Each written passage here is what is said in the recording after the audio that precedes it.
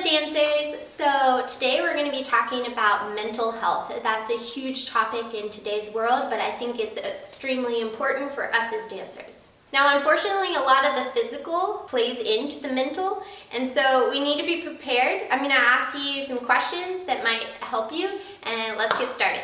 How is your physical body doing? How has that affected your mind? What things are affecting your self-confidence, and how is that affecting you positively or negatively? How is your inner self-talk? Our mental state of mind in the classroom can affect us positively to become a better dancer, or it can affect us negatively to not do as well in the classroom. There's a lot of things that happen around us that affect us in that classroom before we even walk in there. So I had this exercise that was brought to my attention actually by a doctor who found that I was struggling physically with an ailment. She actually told me to do it because it would be really helpful for my own healthy lifestyle.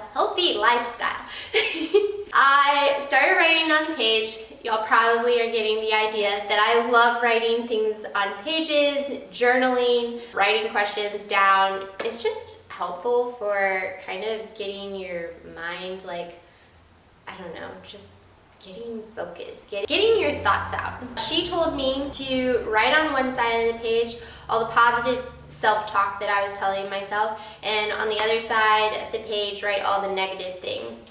And with all the negative things, then to write what I can say that is positive toward that. Let's say I say this one thing. I'm trying to give you an example. Okay, so for a big one of dancers is I am fat. And they look at themselves in the mirror and they say, I am fat.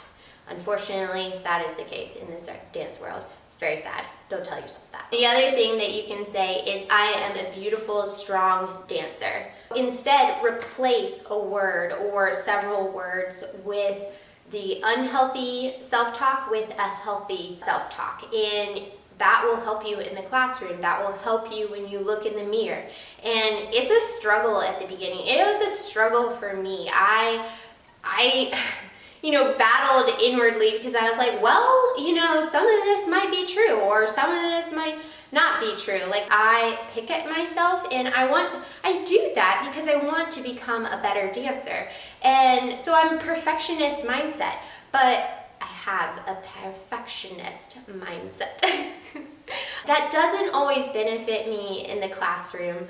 I just wish that I could love myself and work on things a little bit better in my mind. I still struggle with it. I think everybody struggles with it to a certain degree, but this is an area of growth that we need to work. Just like a muscle, you're working out day after day. You need to work at your mind day after day so that you are mentally prepared and strong enough to become a better dancer, to perform better, to just do better in the classroom.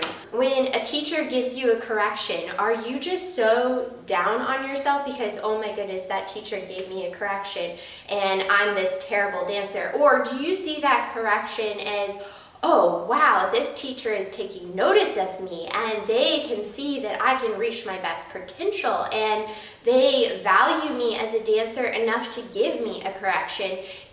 It has to do with your mindset. Be a little kind on yourself. Try to work on your inner self-talk, and that will help and benefit you. If our long-range goal is to try to become a better dancer, we need to focus on our mental health as well. Exercise. Exercise, we know, releases endorphins, and those are happy feelings.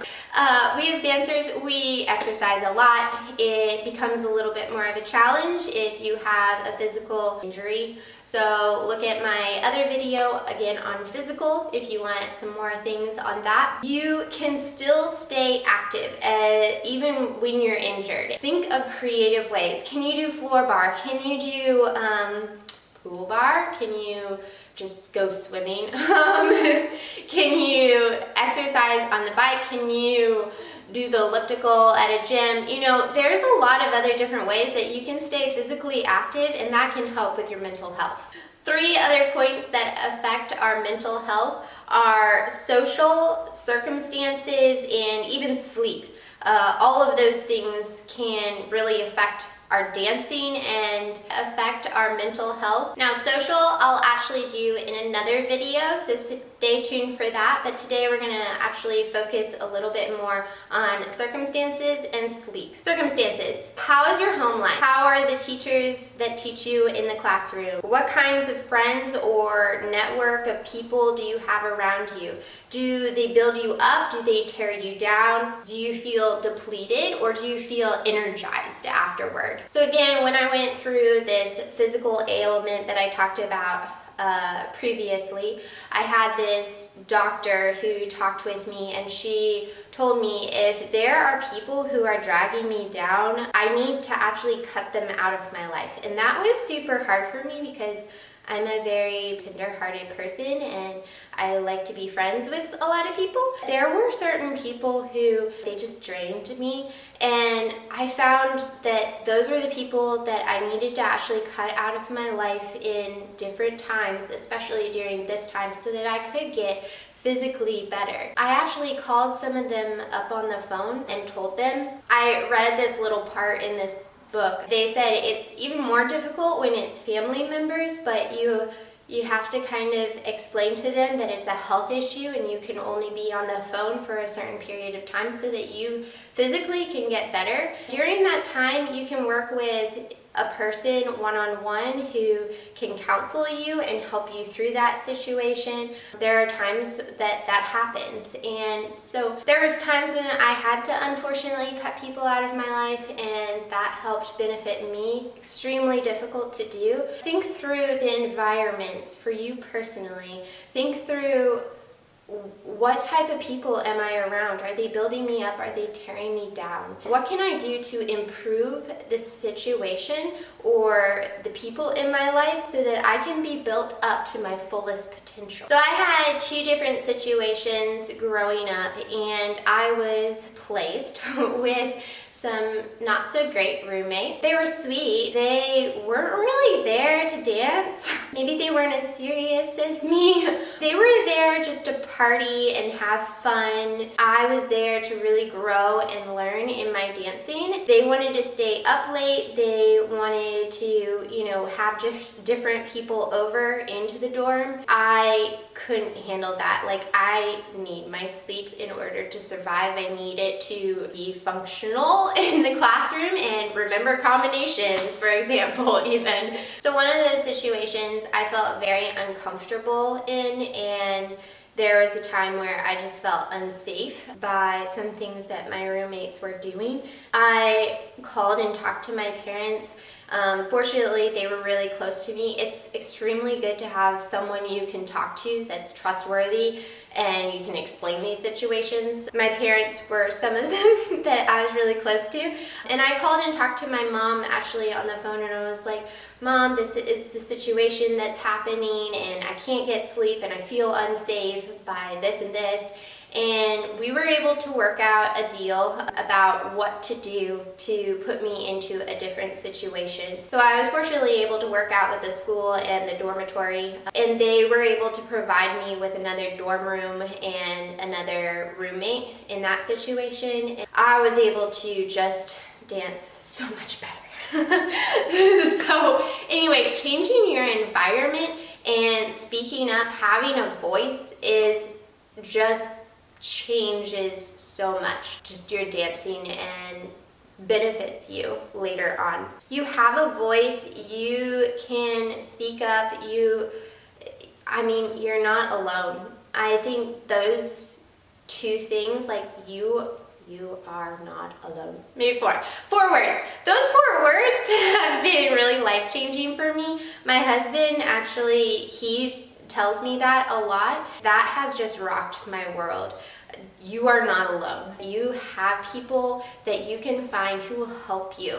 So go out and find someone who will help you through this time, whatever it is that you are facing. And you can become strong mentally and you can be more prepared. So the other situation with roommates that I was placed in, where it was not a good situation. It really affected my dancing. Like, I could not remember combinations.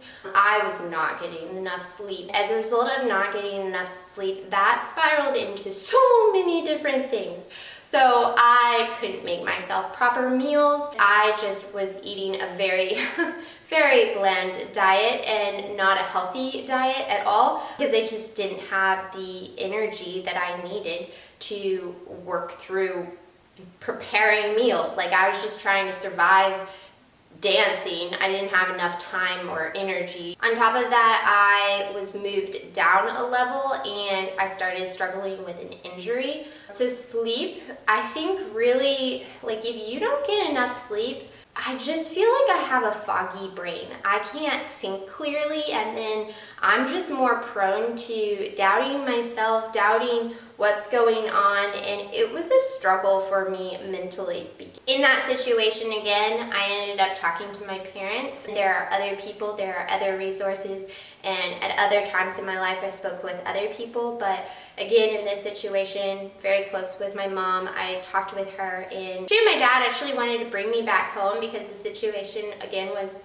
so bad and they wanted to pull me from the program, but I was like, no, I want to stick it out. Let's try to figure out like another alternative. And again, the program provided me with just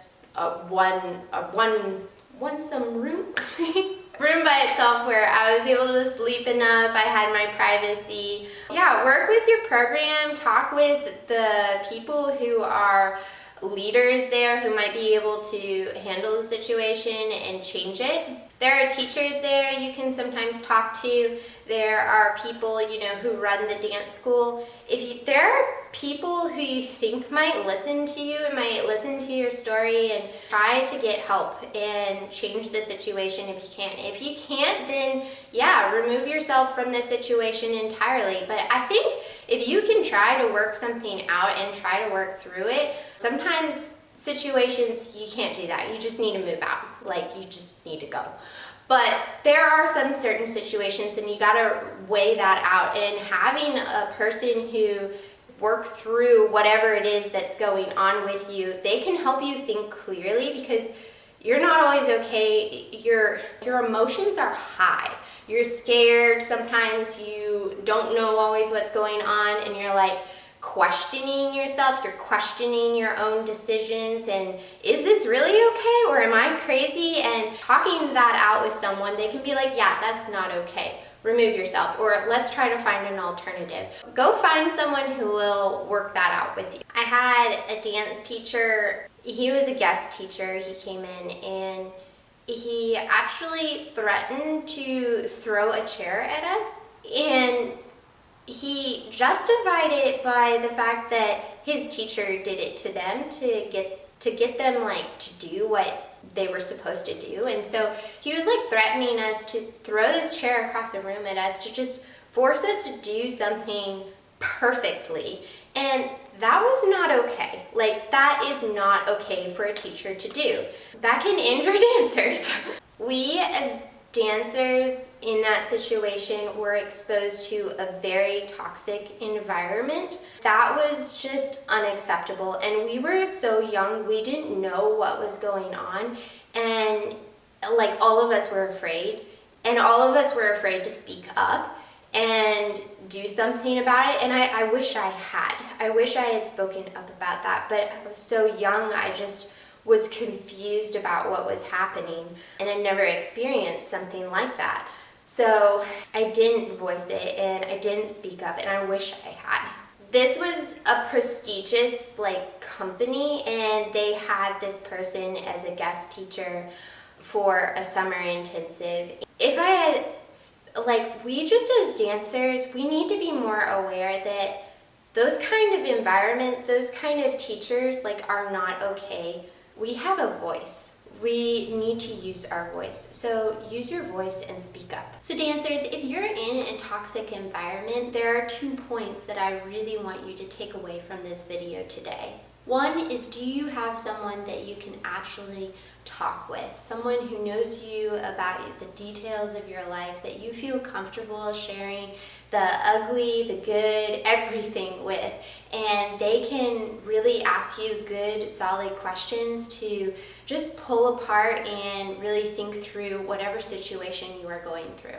Number 2 is you have a voice. So speak up and know what you're signing or whatever you're getting yourself into, and know when you can pull out. But also, you have a voice, go get help, speak with someone in charge, whoever it might be, so that you can get out of those situations if they are bad and if worse comes to worse. You have a voice. On my journey through thinking about all of these things with regards to mental health, what got me started on it, I think, was this book called Boundaries. And it just talks about the boundaries of us individuals. It's got like over 2 million copies sold, but I really recommend this book to you. Think through some of the circumstances that you have gone through or are going through in the future. Now, I'm going to name a lot of different other things you can look into. We won't dive into all of these, but these can also impact your mental health. So you as a dancer, stay educated, go look into them. We won't be talking about them right now. Do your research and educate yourself. Nutrition, water, even sunlight, all of those things can contribute to mental health. We're not going to go into all of that. You can research those. If you liked this video, give it a thumbs up and subscribe, and I will see you later for more.